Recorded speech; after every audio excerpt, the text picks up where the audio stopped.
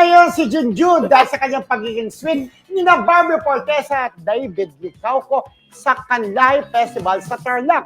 Habang sakay ng float, laging naka-abrisyete si Barbie kay David. Kapag kumakawala naman si Barbie, maagap na kinukuha ni David ang braso nito para ibalik sa kanya. Bagamat may nagsabing ginagawa lang ito ni David bilang pag-iingat para sa Barda Panay, galawang magjowa na raw ito.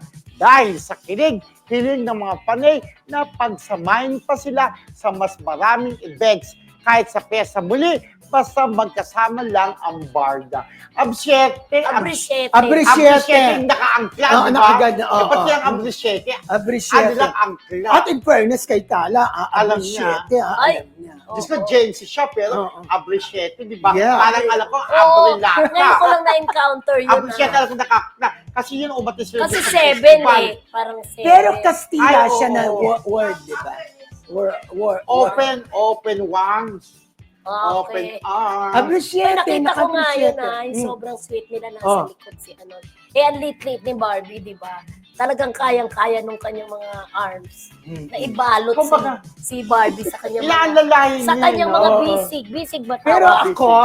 kung tanungin niyo ako na may something, Wala.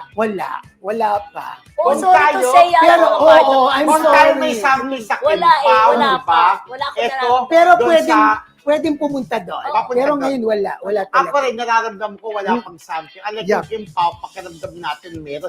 Pero going girl, lalo na't hiwalay na sila sa kanilang jowa, di ba? Pero kailangan din naman maging sweet kasi nga magkalab, di ba? At inaalalayan kasi umaandar yung karose, baka mamaya matumbuwang ng gano'n, mahulog. Eto sa kang gano'n, di ba? Maalalayan si Barbie, di ba? Oo. Diba? Pero ako wala Laging pa. naka-abrisyete.